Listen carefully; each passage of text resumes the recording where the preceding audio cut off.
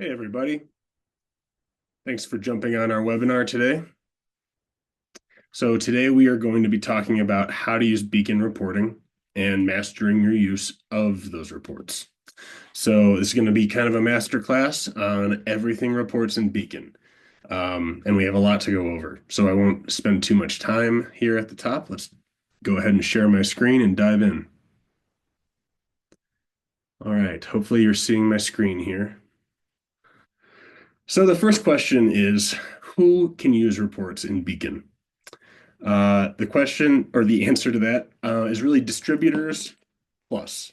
A distributor has reporting capabilities, and so do operations and admin users, regional managers. The only user type that does not have reporting is sales users. So you'll also notice that the reports vary based on what role you have. So right now, I'm logged in as a distributor in Beacon, and you'll see, I have some sales reports here, a lot of sales reports actually, as well as inventory reports. So, when you think of the needs of the distributor, managing what's in their distributorship, the two big concerns are going to be sales, obviously, and then inventory to support those sales. So the reporting is designed to support those needs. So there's a lot to dive into here, but we are going to explore reporting as an operations user. So I'm going to go ahead and log in under that account type. Here we go. All right. So as we said, the role dictates which reports are available to you. But it also dictates, what data you're able to report on. So a distributorship is generally able to only report on the data that pertains to their distributorship. So the cases that distributor logs, as well as the sales users connected to them. They are also then allowed to report on the inventory in their custody or the custody of their reps. But operations users can report on everything for the whole organization. So um, that's what we're going to be looking at today. And let's look at how you can access the reports. So we'll spend most of our time here in the reports page, which you can access on the navigation on the left.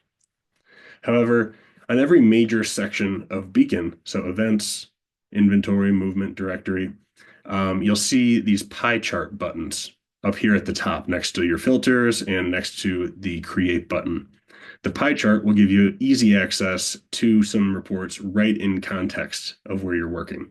So this is, you're receiving maybe less of a selection just off the cuff here.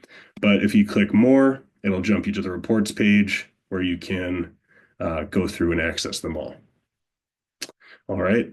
And the last place I want you to look is actually here on the dashboard. So the dashboard has a ton of different great details and widgets to display your data at a glance. Actually, would be a great thing to do a webinar on, but because we don't usually dive so deep. However, if you look into these a little deeper, some of them have links. So right here on pending PO numbers, which is one of the, I think, most important widgets that we have, is keeping track of your pending purchase orders.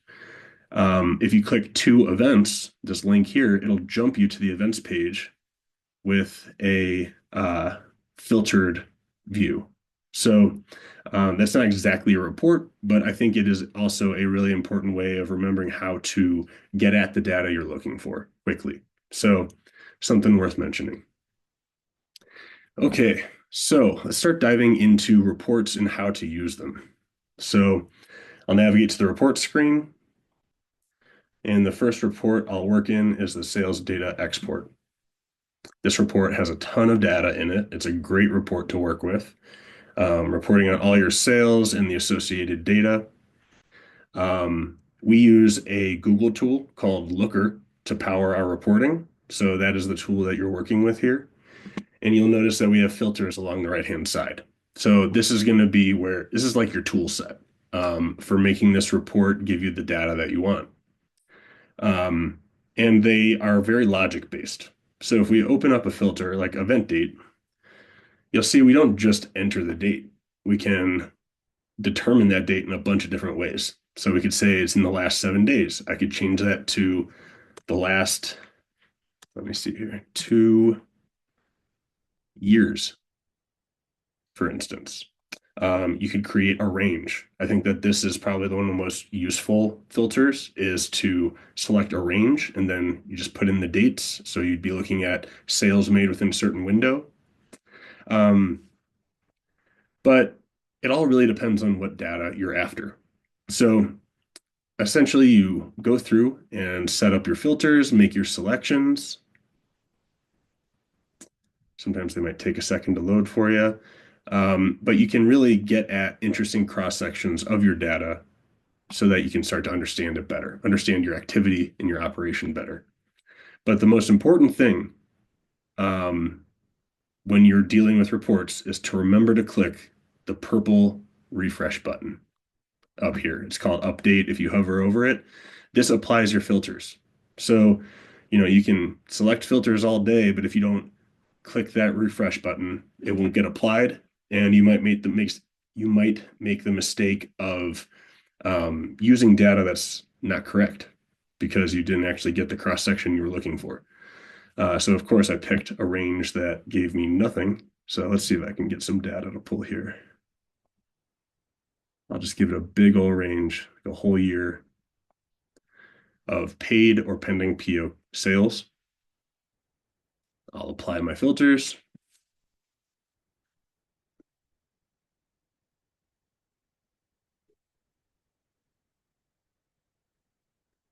Must have a lot of data because it's really running it for me. There we go. So you can see here that, if we scroll to the right, while we're having our cursor over the window, we can view even more data than is displayed. And then similarly, if you scroll down, it'll keep on going for you. However, these are, just pieces of software on the web. And, in order to make them work effectively, we have to create limits. So some of these reports may have limits on the amount of data they're able to display in order to allow the website to work. So what you can do though, to get at the rest of that data is export it. And so to export, you click on this kebab menu. Those three vertical dots are what we call kebab menus. You might have heard me in the past refer to it as a vertical ellipse, which might be, getting a little too specific, but it's also called tile actions if you hover over it. But the key thing I want you to remember here is to click on the one that is actually on the data table. And it doesn't show up there unless you hover over it. That's the one you want to click on. You don't want the kebab menu at the top. It has a download option, but it's not going to give you the right data. So leave that alone. That kind of pertains to the whole tool. So yeah, click on that tile actions kebab menu and select download data. And in this window, you can select the type of file you want to download. So, exporting your data is a great way to get it into Excel where you can work with it, analyze it, or create reports that you want to send out to, your external partners. But most often, I'm selecting Excel or CSV. I don't really think any of this data, maybe except visualizations, is really suited to other file types as much. So, probably select an Excel or a CSV. And then you want to select these settings. So you'll keep the option for with visualization options applied. That just makes sure you get all the data as you're seeing it there. I would change data values to unformatted just to make sure, we're trying to prevent Excel from adding any extra formatting here. And then probably the most important setting down at the bottom is to change the number of rows to all results. And if the all results option is grayed out or not available for you, go ahead and hit a custom and you can say like 5,000, 10,000 rows. The point of this though is to remember this is how you get all of your data. Even any data that may be falling outside of the range. And so, even if you have a short report that doesn't have 5,000 rows, I recommend just getting in the habit of always using these settings so that you never forget and it always gets set when you need it. And then you can hit download and you will get a export of all of this data. So that is how you can use your filters, apply them, and then export that data. Um, Again, always double check your filters, and I'll show you a really good example of why. If I go over to inventory and I head down to the inventory export stock, we'll just let it run so we get some data there. But you'll notice that there is a filter for is active, question mark. That is because we don't delete anything in our system. We are I would call us one of the most unique or the most unique provider in the market in that when you use something, it doesn't go away. You can report on any of your sales, you know, 10 years in the past, with all of the same data that you'd be able to report on a sale as if it was made today or yesterday. So all of that inventory is still stored. It's just considered inactive or deactivated because it was used. So this is really asking you, are you reporting on your active inventory or an inventory that is, no longer exists? And reasons for that, again, might be sales. It could be to report on expired inventory that you deactivated. Um, it could be to report on manual deactivations or audits, inventory corrections, any number of these reasons that inventory gets consumed might make it inactive.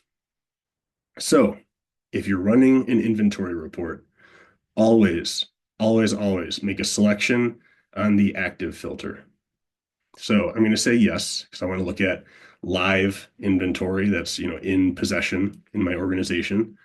So I'll say yes and hit refresh. And so that is a good reason to always double check your filters and then click that refresh button. And again, we have probably tens to hundreds of thousands of devices here, so it may take a second to run when we're doing this. Um, but yeah, that's pretty much, I think, what you need to know about just running the reports, like the actual how to use it, and nuts and bolts. So let's get into more about what you can do and what's available to you. One of the real advantages of Beacon is that all of the activity is being collected. All of that data is being collected in every interaction for you to use. So, that's really the power of using a system like this is, you know, on day zero, you guys were maybe using email, spreadsheets, text, phone calls, to make all these things happen. And each one of those things is an interaction. Someone requests inventory, they call you. They call you or email you. That triggers one of your operations people to go pull that inventory and create a shipment. They ship that to the user. That's an inventory transfer. Should be tracked. And what inventory got sent. And then that inventory, when it arrives, gets used in a case. Those are sales. Maybe some inventory gets damaged. Now we're looking at another inventory status. And then, once that case is done, you have to bill for it. You have to send the sales order. You have to get the PO number. You have to send the invoice.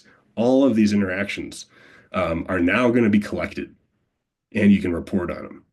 So what do you want to know? What do you feel like might not be working great in your organization that you want to dig into more? That's really going to be the question you want to ask yourself. So let's see here. Oh, and it's worth mentioning, yeah, every one of those interactions comes with a ton of linked data. Our data model is quite expansive and links all this data together so that you can really understand these interactions in the context of the rest of your operation. So yeah, if you got inventory getting damaged, is that a trend? How much of the inventory that you have is affected? How much of your sales of that item um, are actually damaged items, these are just hypotheticals. So it would really depend on what you need to find. So yeah, some of those data points that we link together, like include, your users, your actual inventory items, facilities, your healthcare facilities, procedures, physicians, prices, dates, UDIs, expiration dates, the list goes on. So Beacon's really driven by leveraging this data to empower you. And when we're developing our tools, we put a high priority on creating audit trails and history for you to use. So, as well as never deleting anything. Um, so yeah, I would say the first reports to dip your toes in would be just the data exports. So we already showed you one, the sales data export. If we look at that a little bit deeper, you're actually going to be seeing the sales that occurred of an item as opposed to just the case. So, this is not just the case information, but you're seeing pricing, you're seeing the actual items that were sold, catalogs, lots. If you want to dump this out, um, this is how you can really use it to create whatever report. Like if we have a report, excuse me, if we don't have a report that you're looking for, these data exports are how you can get it into Excel and use pivot tables or some other type of tool to generate it for yourself. So the data exports are your friend. It's also just a great way to reference, um, weekly sales, monthly sales, annual sales, in a detailed view. And so we have those data exports for all the different areas. We have inventory exports as well. So that would be your inventory export stock, where we were just, uh, which we were just in. There's also like catalog item exports, exports of some of your static data, the inventory export, which we'll talk about in a second, but then even, transfer report and exports of your directory data.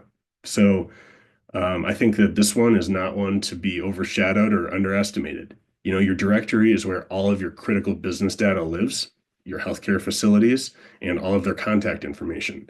So, you know, an annual review of your directory data would be a great reason to do these exports to make sure all the inventory is up to date, maybe to clean it up and remove anything that, shouldn't be there anymore, uh, change any addresses that need to be changed, etc. So good stuff here.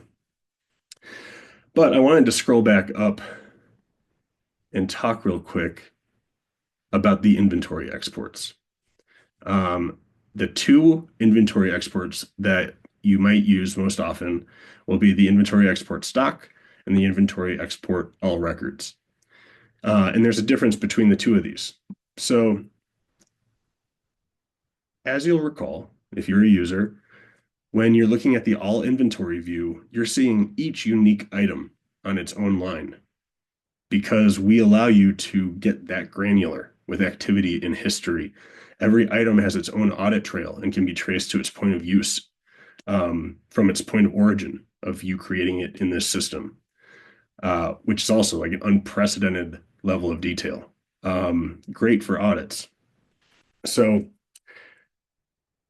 what you'll see when you go over to the reports section is that the inventory export all shows you the inventory that way.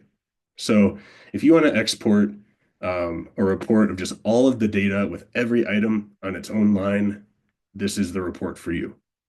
So that's how you can basically get the all inventory view into Excel. But the inventory export stock, I think, is actually a little bit more useful on a daily basis. And if we go in here, you can see that the reason for that is it allows you to look at things rolled up into quantities of like items. So these will be rolled up by catalog number, by lot, by custody, and potentially other factors that I am not thinking of just right now. But if you want things to be even a higher level, scroll down, and hiding below it is an inventory export stock light. And I really like this one because, you're rolled up to the catalog, lot, custody, expiration date, basically the columns that are displaying here. If there's going to be a difference, that's what would generate a new line.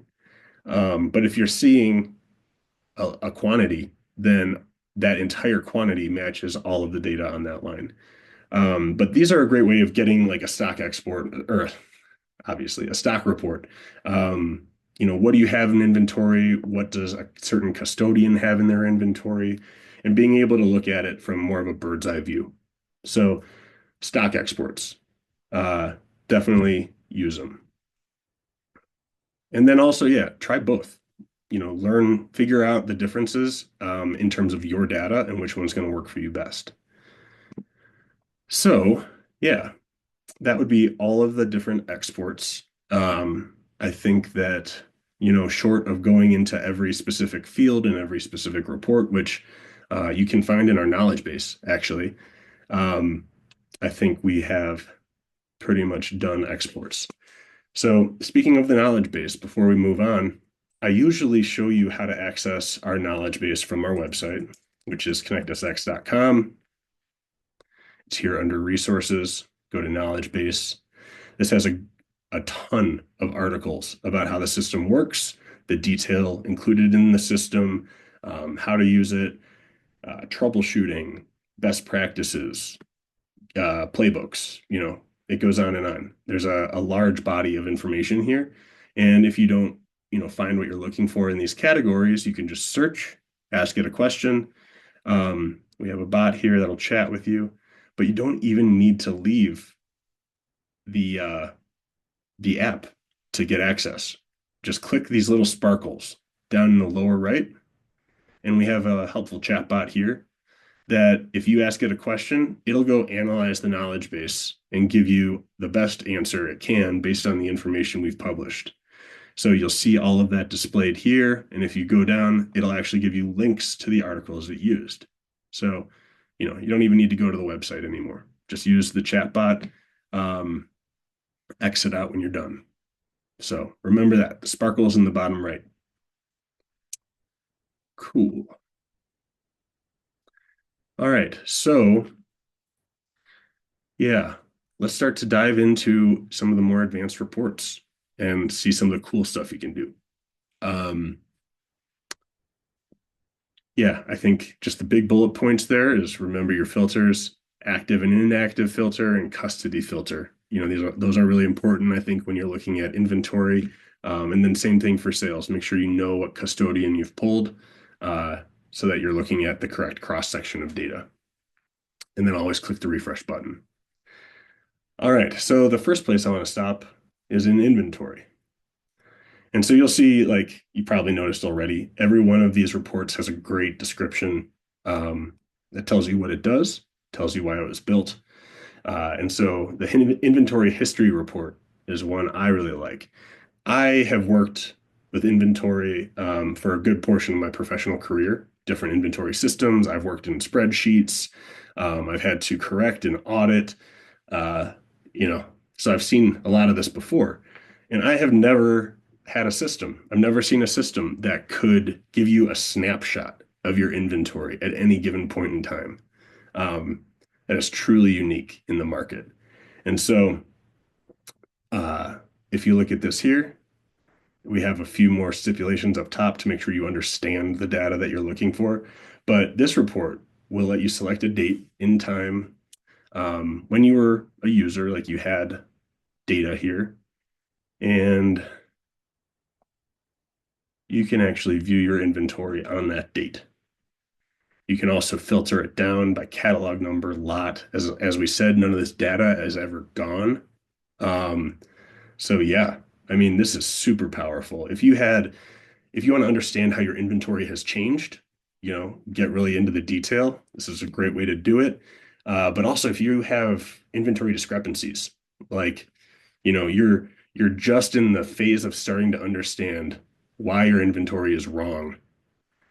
This is a great tool to understand when it started to be wrong, you know? Uh, and then you can actually start to get into it and use our audit tools to correct it. So yeah, if you look here, it'll give you basically um, a stock export. It might vary a little bit, but you're seeing quantities here rolled up as of a certain date. So that is as you can tell, I'm excited about that one. I think it's really sweet. or it's very powerful, rather. All right. Next one I want to show you is the revenue calculation report. So that's here under the events and sales heading. And if you open it up, this is going to help you understand um, and explore potential revenue growth scenarios. So, this tool allows you to project and view different percent increases on the sales within a certain date range. So maybe you choose the last year, in your selections, and then you can view uh, what it might look like with a 5% price increase. Or, if you were to, let's just say you moved into a new territory, you expect like only maybe a 3% bump, right? I don't know. I have never done that before, moving into a new territory, but um, I imagine it matters how big the territory is, but you can look at it here. So if you scroll down, you have a couple widgets up top showing you the high level, and if you scroll down, you can see the actual item level data. So I think that's also what's really cool here. So like maybe you're not just going to do a 5% increase on pricing across the board. Maybe you want to increase pricing on a certain product line, or you do 7% increase here, 3% increase there, um, based on what's moving and what's not. So you can really game this out that way. So, select the catalog number, go by item, um, and then you can even look at a specific facility. So, maybe facility A is using a ton of screws.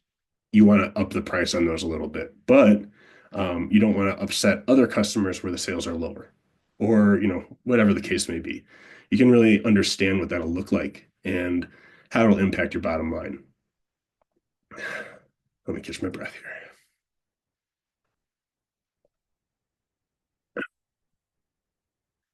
All right. Um, so I won't hit refresh and won't make you look at this whole thing run again. We can just move on and talk about the next one. Um, but the next one I want to look at is the past due report. So that's also here under events and sales. This is one I think that operations users, so people who are working in the back office at a distributorship or a medical device company who are dealing with, well, actually, no, sorry, this wouldn't be for a distributorship.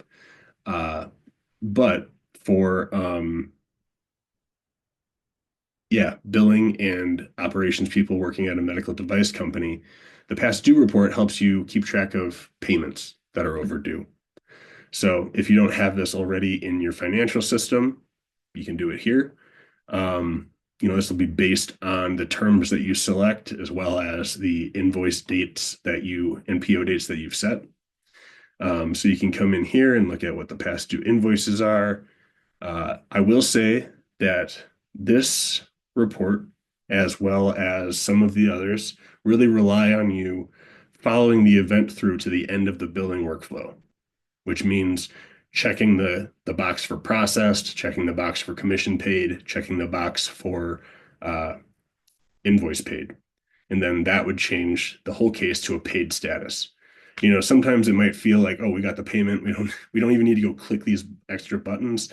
Um, Not that you have that rational thought, but when you're busy, it might be the calculus you do. But if you don't get those cases to the paid status, then the system won't know that you've received it. So it's a good reason to, button things up and make sure that all of your cases are up to date with their actual statuses, because then you can leverage them and use these reporting tools to get even more efficient, track down payments that you need. So this should improve cash flow. Great report. Next one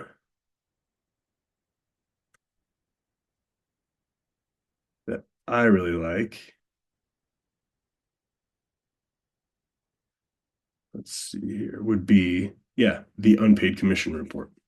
And this is another one of those, maybe not daily, but like weekly reports for a back office or billing person.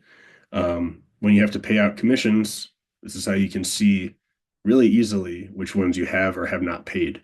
So, You can select by manufacturer if you're a distributor and you're paying to your reps. If you are a manufacturer, though, you can filter down by custodian, facility, physician, and really get into the detail and understand. Oh, I'm sorry. Maybe you don't select custodian. Yeah. So it's more going by case. But um, yeah, this is how you can see which commissions you still have to pay. And you can even use this other ways. Like you want to look at how much you paid in commissions last month. Select paid, select, is in the last month. Hit refresh. Oh, see, I made a mistake. I didn't double check my filters. Um, I had unpaid also selected. Uh, I won't remove it because I think it might remove our only line here. But, I hit refresh before really checking my filters. So, you can see it allows you to select both. So that's unpaid commissions. And that is driven by the commission rates that you set up in a user's account.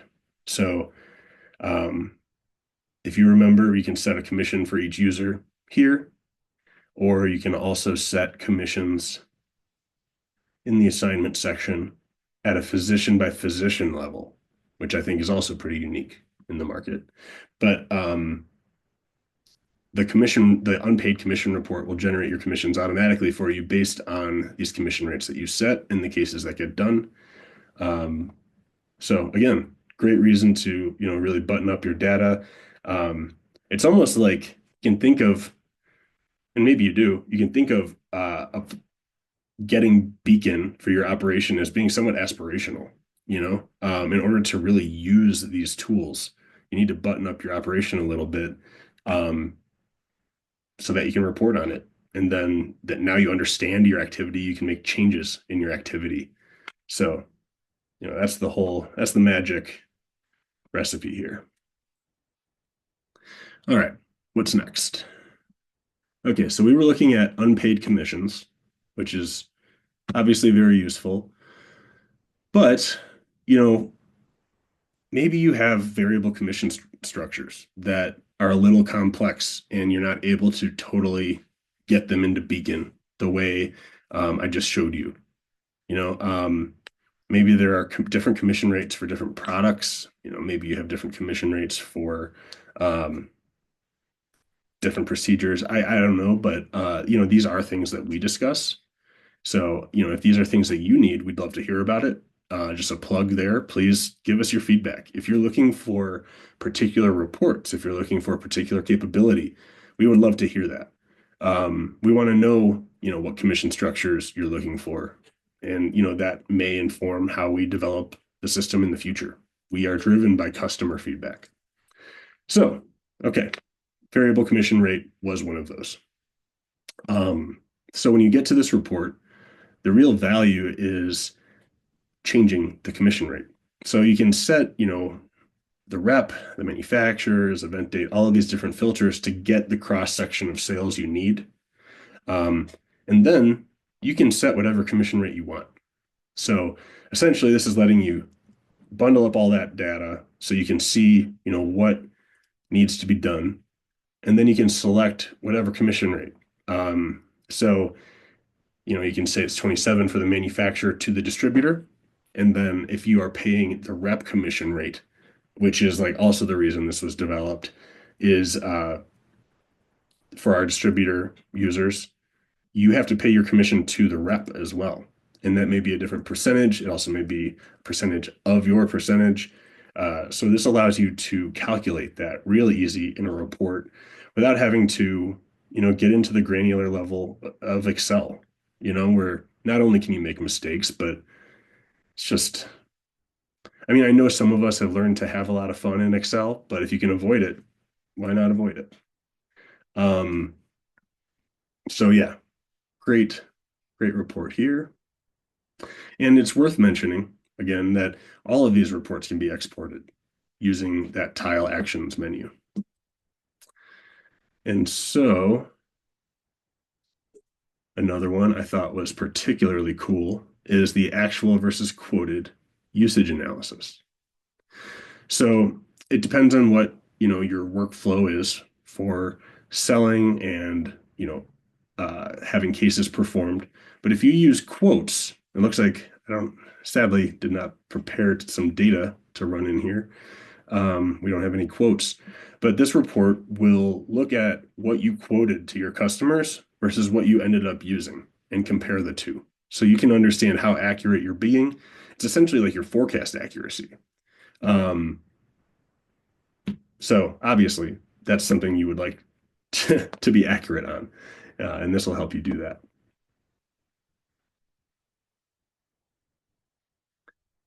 Let's see. Yeah, this next one is also pretty juicy. If you go into movements, which we haven't really spent any time in yet, but there's a lot of useful things here. When inventory is moving around, you don't want to be making decisions in a vacuum. A lot of times we do, and it's understandable why.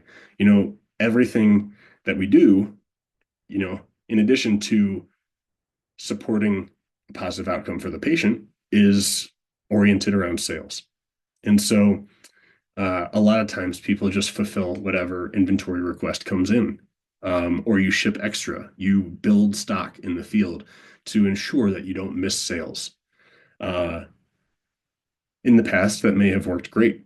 Um, it is a strategy, if you never run out, then, theoretically, you never miss a sale. But in the current market, I mean, that is a difficult thing uh, to keep up, building stock everywhere. And if you really want to improve your bottom line, you want to start getting more efficient at that. And so the field inventory optimization and utilization for request fulfillment report, it's a mouthful, is a great way to do that. If you open this one up, basically, it presents data that gives you a comprehensive view of your inventory options for each request. So if you have requests that have been made, you can select, which user's request you're looking at, as well as what items. But you're getting some high-level data here of what requests you're dealing with. But scrolling down to the data table lets you look at each request uh, in terms of what options you have to fulfill it. So, this request here, you can see request number 324. We have a few different items that have been requested. And it's showing me, the different lots that are available for this catalog number that was requested. You can see only one was requested. And then it's also showing you where it's available. So, maybe I don't want to ship it from the home office or my warehouse. Maybe a user 2 blocks, east has some and can just run it over. Or, maybe if you're using quick transfer locations, you have some nearby, which are kind of like forward stocking locations, places that, inventory repositories that users can draw from. Um, this is a way to look at that as well. So it's looking at that all in the context of the need, which is really cool. Um, and if you scroll even further to the right here, you can see how much is available, distance in miles to the person requesting it. Uh, I mean, this is sweet, right? You can't really deny it. That is a powerful tool. So this helps you cut down on your shipping. It helps you cut down on the transit times. Um, yeah, this is really about optimizing your inventory, using what's nearby, using what's not moving where it is, and send it where the demand is. So yeah, I mean, I think this is very tangibly valuable. Kind of speaks for itself. And then yeah, let's see here. I We have 20 minutes left and I don't want to waste your time, but those are the reports that I had listed to take a look at. Um, I think that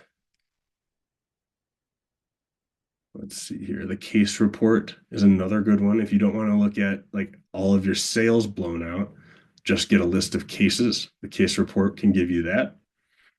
Um, the PO number added is another great one. This will help you look at, when that PO number was captured and which events have a PO number. Ooh, okay, here, case readiness report. So as you can see, this gives you visibility into your inventory preparedness for a case.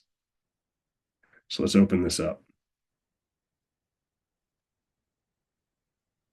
All right, yeah. So I guess for any of our cases that have been scheduled, we are looking at usage within a certain period of time. So you can see, kind of sales velocity, which is pretty cool. The number of cases. So, dividing these two numbers, we can understand how many are being used per case on an average basis. Or, hey, there it is, next column over. And then you can see how many you have active, how many may be at the facility in facility stock, which, if you're not familiar with facility stock, I encourage you to check out our YouTube channel.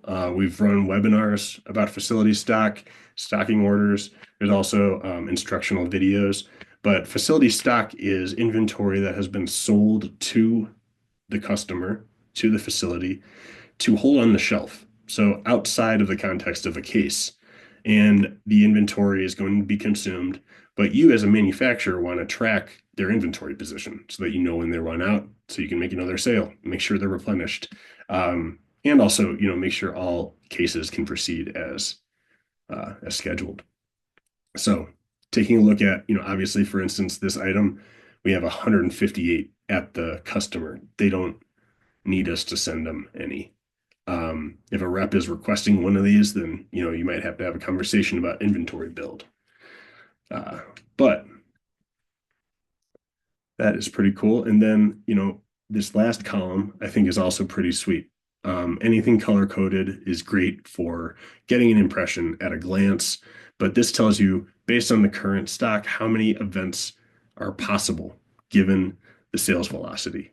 So as we move from left to right, it's presenting you the data and it's turning it into more actionable data here in the right-hand column. So pretty sweet there. I think the stock adjustment report is another good one to make note of. Stock adjustments are how we adjust inventory out of the system in the outside of the context of a sale or a case. A stock adjustment is for, you have a bunch of inventory that's going to be sampled. Or you have a bunch of, actually, we have sample events for those. You have a bunch of inventory that maybe was damaged or your inventory is incorrect. Any number of reasons you might want to remove inventory when it's not being sold would be a stock adjustment event. And this report gives you that view, as well as the inventory status of those items when they were removed. So you're getting like real contextual information about when inventory was removed and why. And I would say that that's also something commonly missing from inventory systems and audits is the historical context of what happened to your inventory. Outside of a sale, how often are people recording something was damaged? I guess actually you should have quality reports for that, but in an operational context. Um, Yeah, samples, testing, sterilization, expired inventory. A lot of these are hard to capture, in the status quo, pre-beacon status quo. So this is a really useful way to look at that. And if we scroll over, you can even see the event ID of the stock adjustment where it happened. So then you can go look up the actual event and dig deeper. All right. Well, my intent was not to take you through every single report that we have. Um, some of these reports you may never touch in your life cycle with Beacon. But when you have a question, when you're looking for certain data, when you're looking to understand your activity, or improve your operation, this is a great place to go. And you can understand now, I think, how to find some of these data points, how to leverage them. And you can see that we are already doing a lot of this for you too. Our head is really in it in terms of, what analytics will help power your business. So we love creating reports. We love driving value in your business. So if you're looking for particular capabilities, if you have an issue in your business that you're having trouble addressing, let us know. If we don't have a report that helps you understand it, we probably could put one together. Um, I can't make any guarantees here on this webinar of what will happen, but that would be really useful, I think, to both of us. So I think I will give you the last 10 or 15 minutes of the hour back. Thank you for tuning in. And the recording of this webinar will be posted within a day or two to our LinkedIn um, and to our YouTube channel. And thank you for tuning in. Definitely join our next webinar. We'd love to see you. Have a good rest of your day.